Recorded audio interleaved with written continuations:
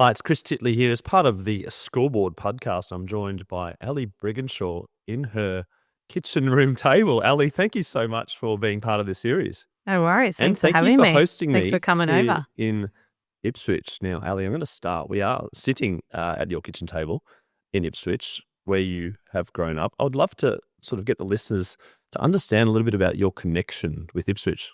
Yeah, so I just grew up here. Mum and dad and my brother and family are all here, and I just felt this really nice, homey feeling and supportive feeling through Ipswich. My dad played rugby league over at North Tigers, where Alan Langer, the Walters boys, um, they're all over there. So they all came from Ipswich. So I just really felt like rugby league home was here.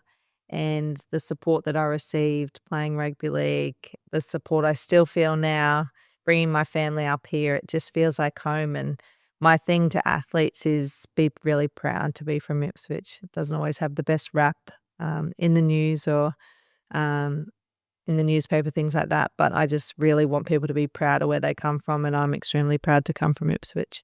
Excellent. And the early days of rugby league in Ipswich, you said your dad did play, but I'm interested to know about your background and how was that the trigger for you to go, wow, this is a really interesting game?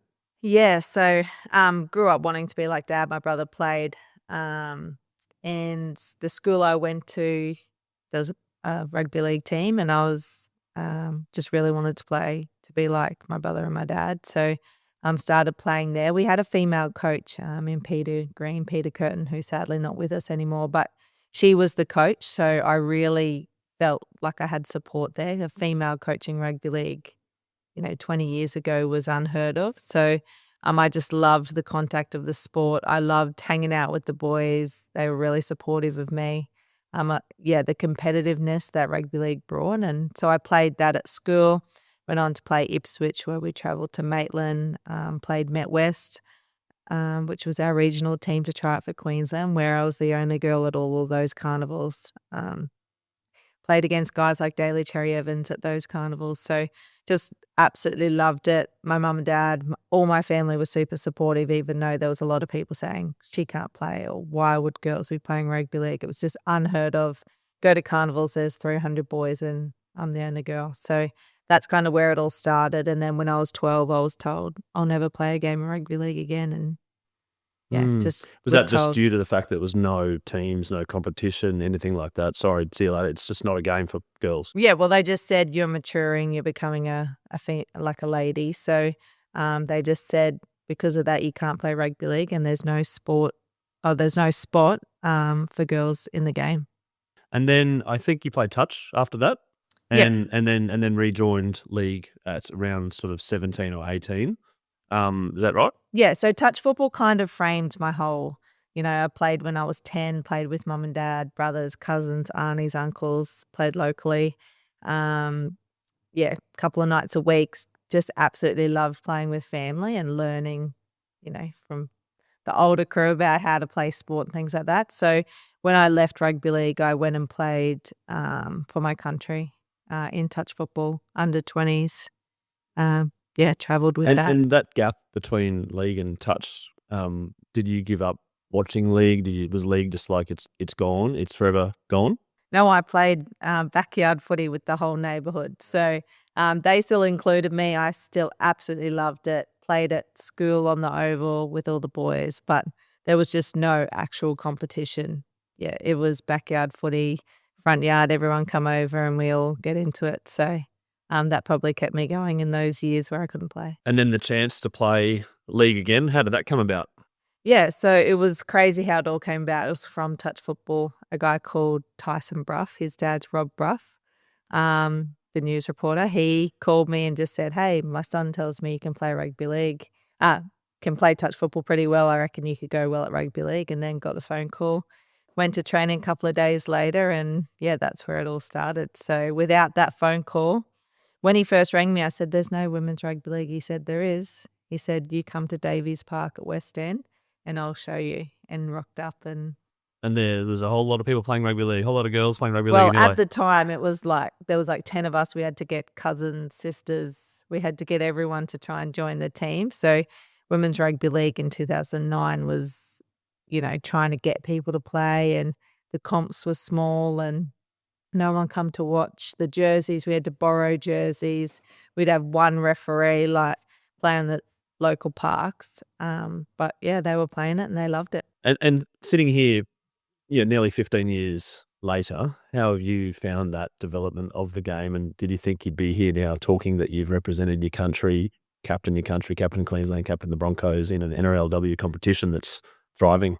Did not think. Never thought I'd pull on another rugby league jersey since I was 12. So to pull on a Broncos jersey, people say, what's the biggest moment in your career? And unless you could understand and be in my shoes, I guess, walking into the Broncos, I used to think I was Alan Langer wearing a Broncos jersey when I was a kid. So walking in there to sign your contract at the Brisbane Broncos, meeting those guys, having, the logo on your shirt, that was just like no one can ever explain what that actually feels like, because, we thought we were little boys running around with these jerseys on, and now I see young girls with Brigginshaw and number 7 on their jerseys. It's, kind of like a pinch me moment of look at where we are. And the Broncos being such an iconic club in the NRL and rugby league, full stop. What's the experience like of playing for them over the last 7 years now? The club's just absolutely amazing. The support, the fans. You walk into Red Hill and there's just fans that sit there every single day, congratulate you every single day, talk about the game, talk about the game 5 years ago. They know every player, they know every score line. It's got a really big family vibe about it, and just the support that you get from the Brisbane Broncos. You walk down the street here and you see someone with a Broncos shirt, hat, shorts, socks. I just feel like it's a really big brand that people feel like they're a part of. And I always say rugby league is there for people on their worst day and there for people on their best days. It's something that brings people together, whether you play it, whether you're a supporter. Rugby league is normally a conversation where people can be themselves or talk about what they love. You'll find most people love rugby league. You mentioned that the supporters love all their stats and their data and the results, etc. How are you on that? Do you remember all your games? I am not great. Probably because I'm 35 and some of the people I'm playing with are 18. We've got memories. It's just something that probably I'll go back and look at now and be like, what was that moment? What was that first NRLW try? I just did something the other day and they're like, this was it. And it just feels like that was so long ago, but really it wasn't. No, it wasn't indeed. I'm interested to know, like, as a parent with kids, that they're competitive, broadly speaking, and they win or lose a game, and they generally know where they win or lose, even if it's not scored. How are you with the winning and the losing on your ledger of life of playing rugby league? Do you reckon you've won more games than you've lost? I've been in some very, very successful teams, obviously with the Broncos, and when I was playing for the Queensland Maroons, I wasn't a part of all of them, but we were on an 18-year winning streak in that time, and then been in 3 successful World Cups. So I'd probably say that there's a few more wins than losses. But like I say, people say, oh, you're getting older. It's time to give some of the younger girls a go. And I just think the game was taken away from me for so many years. Why would I walk away from something that was never going to be there? So for me, pulling on the jersey at the local park or pulling it on at a World Cup, to me, is just something that I absolutely love. And for all those years I lost, I want to make up for. Yeah, and the interest of women's sport and NRLW, and you've got brand partnerships and sponsorships, etc. I've walked in and you're decked out in all your Puma kit. Is there a sponsorship there? Yeah, so I was with Adidas when I first started, but made the crossover to Puma. My dad, I have a newspaper clipping of him signing his Puma contract many, many years ago. So I've been with Puma for quite a few years now, 5 or 6 years. So absolutely love the support. It's people like that. You used to have to get all your money together to go and buy a pair of boots, whereas the support from Puma, you can get the new boots, you can get the kit, and it's just something that helps when women's rugby league or sport isn't paying females where it should be. Though all those little brand sponsors help. Having a car sponsor, I'm with Llewellyn's in Ipswich, super, super supportive, and it just helps those athletes get ahead and be able to have certain things that help you in life, because being an athlete, you dedicate so much time to playing rugby league that there's not always that much time to go to work. Yes, yep. And the dedication, I'm interested to know, Ali Brigginshaw, like your powers and your traits that you have that other people haven't got, that you get selected for being captain, you get selected for all these teams, and you've played so well. What do you reckon your attributes are that make you such a good player? So long story, but when I first went to school, all those sorts of things, I wasn't always the best kid. So I was pretty naughty and didn't enjoy school, kind of just wanted an out, and that was with sport. So left school, and then I met a guy called Graham Murray. He's sadly not with us anymore, from the Cowboys, and he come and coached the Australian Gillaroos, which I was a part of. And I thought I played halfback or 5'8" at the time, and he goes, "Nope, you're not ready yet." When I wasn't selected in the team, I was playing centre at the time. He said, "Your time will come." He said, "But I want you to practice a couple of things." And I thought, "What do you want me to practice?" "Kicking, passing, I'll do anything." And he goes, "I want you to be on time, use your manners, and be in uniform." And I was like, those 3 things, like, what? That is not going to get me the number 6 jersey. And he goes, "Start to do those things and people will see you differently. You'll show more respect to others." And at the time I was wearing pink socks because I wanted to, like different pair of shorts, just because I thought I was the cool kid, found a different way to just be myself. And he said, the minute you're late, the minute you're not using your manners or you're wearing the wrong uniform, you're showing disrespect. And then I started to do those things, and that's when a lot of things started to happen. Captaincies. Can you go through those 3 things again? Be on time, use your manners, and be in uniform. And it stick with you today, to this Yeah, day? Yep. to this day. And I think, you go to schools and you see all those words on the board, and it's resilience. Visions and values. And My 8-year-old kid doesn't know what resilience means. So not many kids would understand, what does respect look like? Is it saying thank you? No, respect is more, it's being on time. Yeah, wearing your uniform correctly. If you're down the street and I'm in a Broncos shirt and I'm having road rage with someone, it's a representation of the Broncos, not only me. So that was just something where I just tried to do those things and then started to get respect.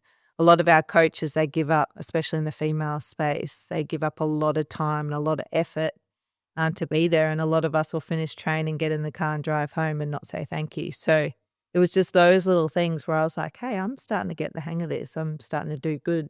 And that was always what I wanted at school. I wanted to do well, but I didn't know how to do that because I wasn't the best at maths or English. And I was great at HPE, but I couldn't do those other things. So when I started to show those respect things to coaches, teammates, it kind of just changed my whole aspect of life, my happiness, feeling like I was doing good, not just on the rugby league field, but off the field. And then, started to do them. And it was just like I kind of found myself and found my confidence in being a good person. And my biggest thing is you could be the best rugby league player in the world, but if you're not a good person, no one will ever remember you. We remember Cam Smith and Billy Slater because of how great people they are, not just because they could play rugby league. That's some really good advice. The punctuality thing's interesting. Were you a little bit late sometimes?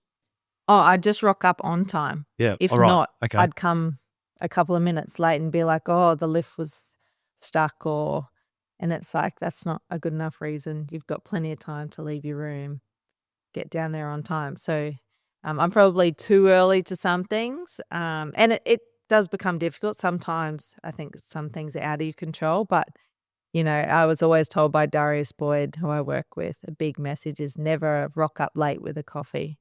Because if you had time to get a coffee, then yes, you you're be late. on the way. You stop off and take your 10 minutes to. Yep. Sometimes it can be longer than that, by the way. And in Brisbane. the traffic was really late. Well, you've got a coffee, so you obviously had time. So I just think it's something that young kids probably, especially the cool kids, probably don't look at those sorts of things. I see kids with all different socks on, all different shorts on because they're trying to fit in and trying to find themselves. But just wearing a uniform and using your manners. And you touched on being a good person and doing good. You've got a profile. You're an athlete. There's a lot of eyes on you. You're in the media. You've got a bit of a platform. Can you talk about what you're doing outside of the game to do good? Yeah, I just love helping people. Sometimes it can take a toll on myself. If you're always trying to help or always worrying about other people. But one thing as a captain that I've really tried to take on as a role as a leader is helping my teammates, because if your teammates are happy, they're going to perform. So I always joke, but it could be something as simple as some of the girls don't drink coffee for breakfast, but if the nutritionist has taken away juice for a health side of things, like fighting to get them juice. Like, it seems so small, but if that's someone's daily routine, I don't think we should change a daily routine when we're going into play one of the biggest games. So anything it is, uniform, if the girls don't feel comfortable wearing a skirt, hey, coaches, can they wear pants? All those sorts of things, because if my players are uncomfortable or not feeling themselves, they're not going to be happy. Therefore, they're not going to perform. They're not going to talk. So I try and look at, what can I do to make my teammates' jobs easier, or what can I do to make them happy? Because I was that young kid at school that wasn't happy because I couldn't be myself and I had no one to help me around me. So, I try and think, the more I can help you, the more I can make you. I sometimes get in trouble by my wife because I'll be over the road cutting someone else's hedges when our hedges need cutting, because sometimes I like to just help in the community. But I just think that's one way, makes me happy, helps others, and that's probably the way that I live. And I think from your point of view, it sounds like that you're very switched on mentally and up here. And maybe that's not the case throughout your entire life, but I'm curious to know, as in how much time you spend on that now versus the skills and the physicality of the game. I think it's just really important to worry about you when it comes to, so if I'm going to a game, what do I need to do to make sure I'm going to be ready to play? I don't need to do what the person next to me is doing. I don't need to copy what they're doing. Even they might be the best player in the game, but I don't need to do what they're doing. I need to do what I'm doing. And then if every player does that, you're better to perform. Whereas I think some people fall into the trap of, I need to do what that player's doing because they're the best in the game. It doesn't work for everyone. You got to find what makes you tick, how you can perform to be able to be the best player. It doesn't always mean, the person next to you. And that sometimes can mean sort of minuscule roles in teams as well, coming off the bench for 5 minutes, etc., and accepting that as opposed to being the star player. So I suppose as a leader now, everyone's got their different roles, but as individual players, they've got to play that particular role. How hard was that for you early on when you weren't the star? Yeah, so buying your time. Graham Murray said it really well to me. He said, you're not ready. Go and play in the centres. You have another role for you in this team right now. This player is the best number 6 that we have, and that's the best for the team. And my first reaction was to kick stones and say I'm better than her and all these other things. But once my emotions went away, it was like, okay, I'm not ready. I need to go and do this because this is what's better for the team. And I had some great role models. Karen Murphy, she was big to be like, just buy your time. You will get there. So it's really important to understand the coaches have a big role to play in making sure that they're clear on your job, but understanding what your team needs to get the best result. And, some people aren't great at it. Some people go, nah, I should be this, kick stones, and they'll miss their opportunity. In the women's game, those opportunities aren't going to come as quickly and as easy as they have, because it's going to be harder to make it. It's extremely hard for boys to make the NRL. I think 1% might make it. Whereas in the women's game, it's going to get to that. You're going to miss your opportunity if you're not willing to work hard and train hard and be a part of the team. You'll have an opportunity that'll be gone. You mentioned earlier before the podcast about training hard, and in some instances in various locations, including Ipswich, it's very hard to train with a group of people to do the things you want to do because of where you are and also the different types of, I suppose, sports that are played. Can you talk about a little bit of loneliness you mentioned early on around training? Yeah, I just think I've always been that type that, Dad always said, you don't need fancy gyms, you just need a field, or you can do push-ups, you can do things at home.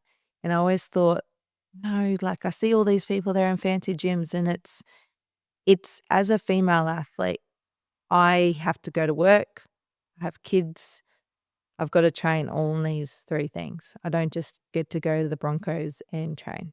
So I might have to run early in the morning. I might have to run late at night, and I might have to run close to home because I've got to get home. I've got to, prepare for the next day. So it might be going down to Limestone Park. It might be running. The home of kids cross country. Yes.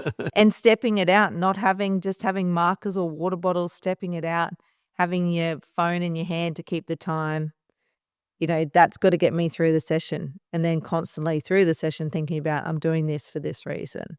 It's not always just laid out there for you. You got to work hard, but sometimes it's on your own. And that's what I think. I've been to fields before. I was out at Stanthorpe, and there was just one girl just on the field. She had a water bottle, a couple of cones, and she was just running because you got to make do with what you got. And I think that's something that the younger generation need to understand is sometimes it's going to be really lonely. Sometimes you're going to have to push yourself, mentally become strong, not rely on others to pick you up all the time. So just that part of women's sport in working, family, some kids are still at school trying to juggle everything. You're going to be at the local field on your own. You're going to be working extremely hard, but it's all worth it when you get there.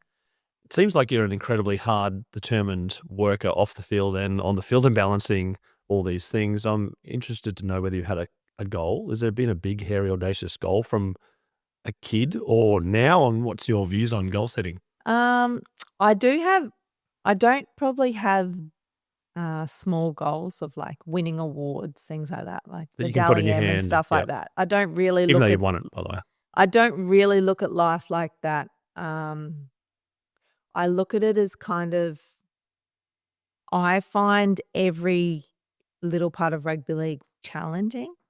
And I feel like over the years when I was 8 to 12, and all those people that commented on what I look like or commented on how I played because I was a girl, built my resilience up to be like, any game I play, I'm putting my body on the line. I want to win. I want to do my family proud.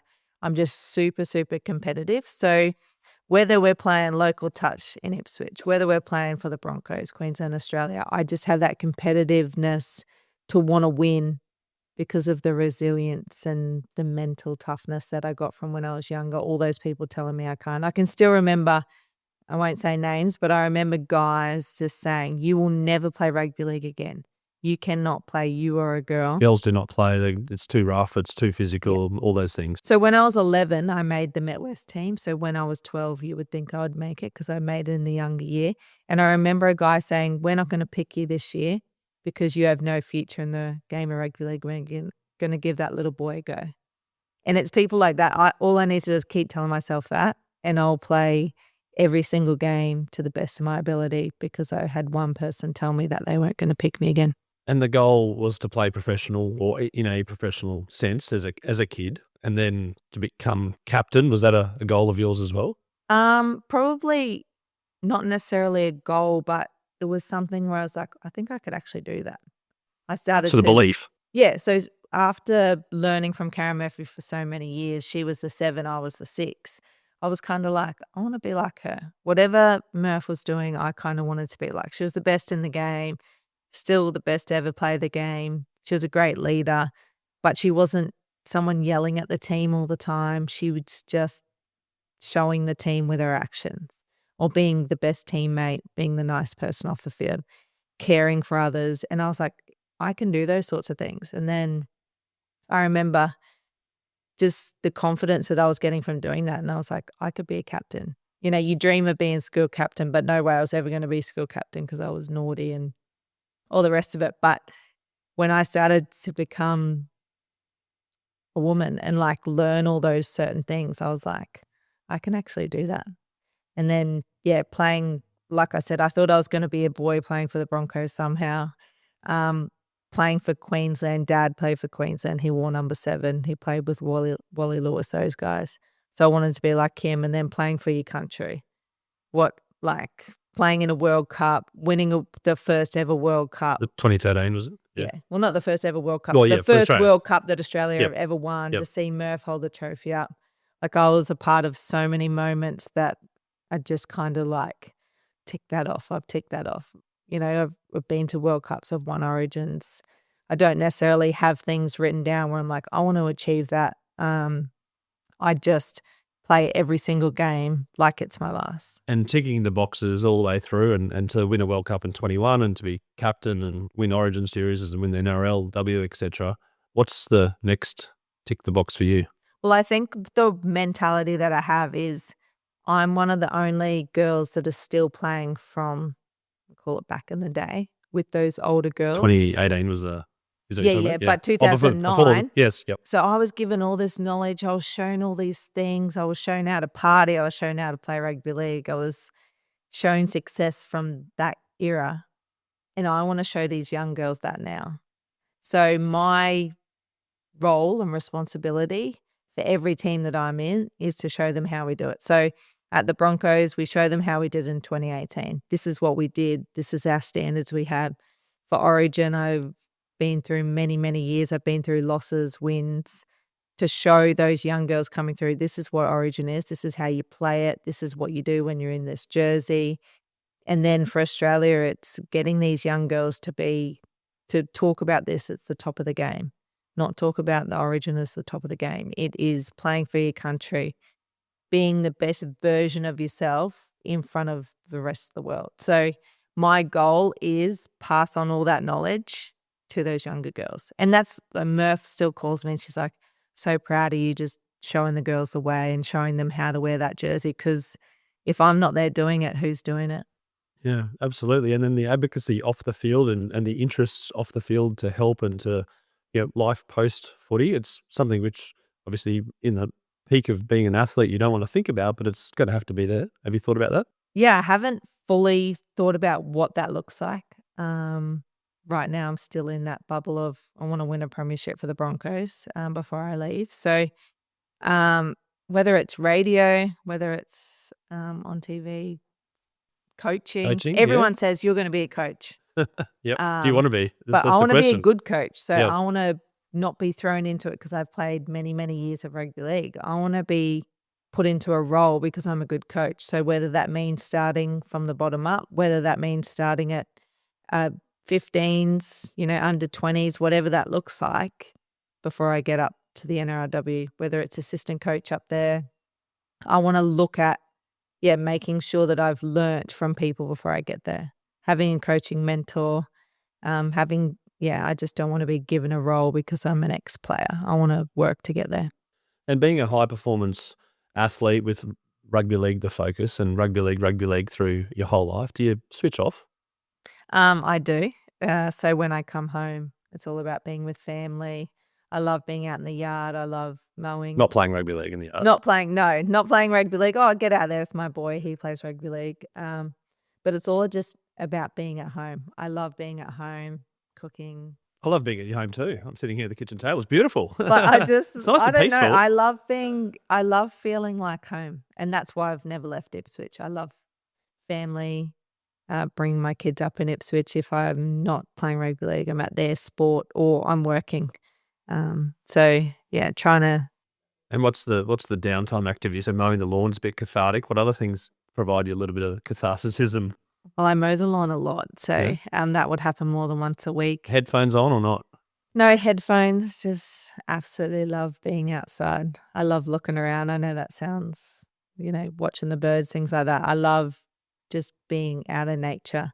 Go for walks, love historical houses. So look at all the Queenslanders around here, talking to neighbours. Kind of being out, just being everything but rugby league.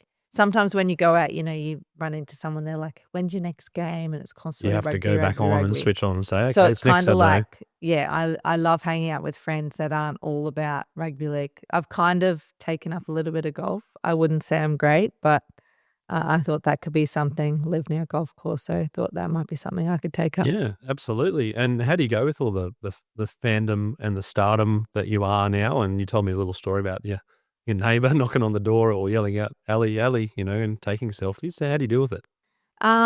It's kind of crazy at the time, and you get a bit embarrassed when you're out in public and that kind of thing's happening. But to going from a young girl when I was 18 to kind of being a bit ashamed to say that we played rugby league because people had comments about it.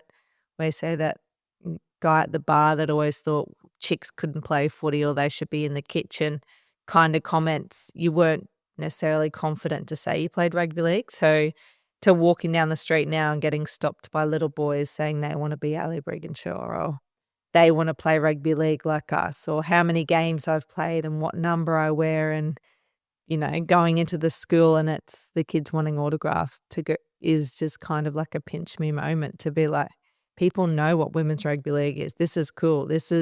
We have fans now. We have posters. Trading cards. That was never anything that we had. Figurine. Like, that was never anything. We had 10 people watching us play State of Origin.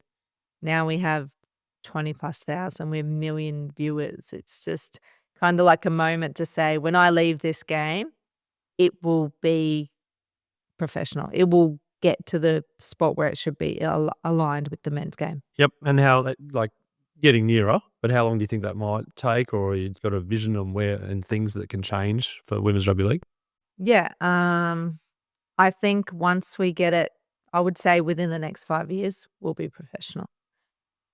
So I wouldn't say that's going to be money that's through the roof, but I think we can get there. So the next 5 years, I'd like to see, we've got full-time staff now, coaches, which is great. We've got players that work for the clubs, which is great. That normally they're semi-professional. But I'd love to see, we got development players getting paid now. So we have young girls coming along and they actually get a wage rather than them just rocking up and saying, I've got to go to work. Yeah. Sorry. Yeah. So they actually get a wage for a young 16, 17-year-old kid. That's fabulous. That's great. Yep. So we are definitely moving in the right directions. We got 12 teams now, starting from 4 7 years ago. So we're getting there. And when you started out playing rugby league, there wasn't any social media. There wasn't any sort of like fast-paced democratization of information around sports technology and what to eat and whatnot. How's that changed, and how have you coped with that? Oh, it's crazy. Nutritionists, training programs. I always say every session I do is the hardest session I've ever done. Like, fitness-wise, it's gone from doing a couple of laps around the oval to 40 minutes of intense strength training, conditioning. Gyms, we've got a great facility at the Broncos. Everywhere we go, we get the best facilities. It's what I've been able to see the girls transition from when I first started, physique-wise, conditioning-wise, is just absolutely through the roof. We're talking minutes of our fitness tests.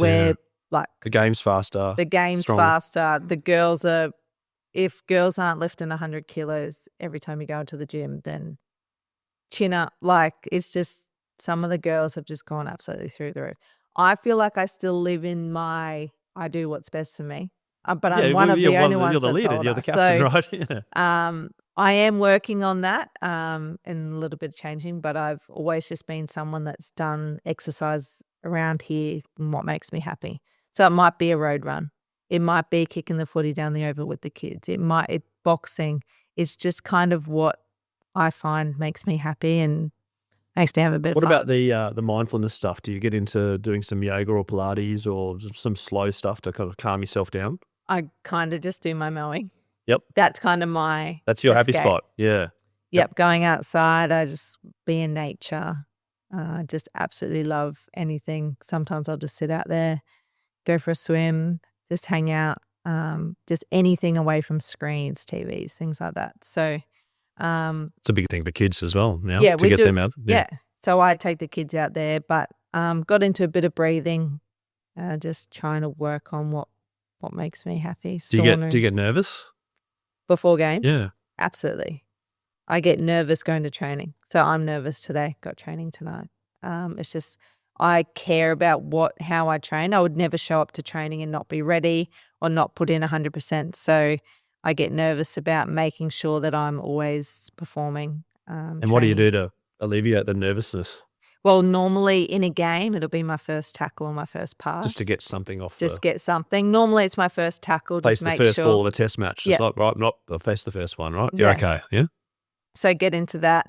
I'm pretty strict on doing the same thing. Always get strapped really early so then I'm ready. Superstitious? Yeah. I'll normally say to the physio, you make sure you come strap me first before, because I just have this fear of being late. Which is one of the 3 that you talked about. Yep, just constantly think if I'm late to a game or so make sure I do that. So that kind of, I guess, deals with it. What about sleep? You a good sleeper? Great sleeper. Can sleep anywhere. It's a bit of a joke, but yeah, very, very good sleeper. Always just think if I got an hour here or there, I'll get some rest because I'm going to use it in a training session, use that energy. And how do you go with the different timings of the games in terms of preparation with sleep the night before if you're playing an afternoon game versus an evening? Have you got your routines down pat or is it a bit variable? We pretty much get told like a set routine on when to sleep, when to eat based on what time the game is. So Origins, the game 7:50, which is extremely late for a women's game because some days we play at 11 a.m. So normally our nutritionist will give us a set time of when we should eat, how big the meal should be. Like it's pretty much laid out for you. Yeah, right. And do you have a preferred time slot of playing? Afternoons, Sunday afternoons. Sunday afternoons. Yeah. At Suncorp. Yeah. The best. What about, I was just going to say, do you listen to podcasts? You read books? I'm into, through the Broncos, we do a bit of the resilience project. So I'm into all that kind of stuff, the GEM, gratitude, empathy, mindfulness. We deliver that to schools, primary school kids. So pretty passionate about trying to change the mental health side of things from a young age. You mentioned the resilience and kids. It's hard to sort of get through, even though some of them probably seeing resilience without knowing that they're getting resilience per se. Are we trying to change that? How do you change that? Or do you just sort of let it go a little bit in terms of when they start understanding the word?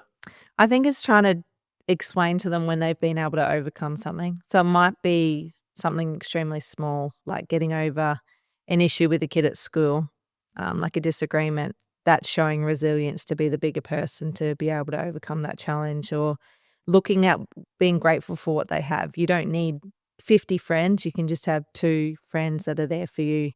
And seeing your kids have that care for others, I think that's also another thing. So just kind of making them aware of things they're doing, because kids just are in pilot mode. They kind of just go with the flow, but showing them when they're showing empathy to others, when they're showing mindfulness. If I tell the kids to go outside and just play together, that's being out in nature, and being grateful for what you have, not always wanting stuff off the shelves. Because I think we always say to our kids, the kids always ask for stuff when you go to Coles and things like that. But it's like, go in your room and find your favorite toy, or Be bored. look for what you have. Yeah. Get that brain thinking. Yeah. So it's kind of just making them aware of things, because I think we just tell them they should be resilient, but they don't actually know what that looks like. I'm interested also about your support network along the way through, you being a professional athlete focused on rugby league and getting to the top of the game, top of the world. The people that have back to you from the day dot, and how you've gone around sacrifices. Some people call it investment, some people call it different domains and whatever it might be. But how have you gone with all that? Yeah, my wife Kate, and the kids are always at every single game that I've ever played, and I think Kate's always really supportive in knowing that I'm going to miss certain things, making those sacrifices.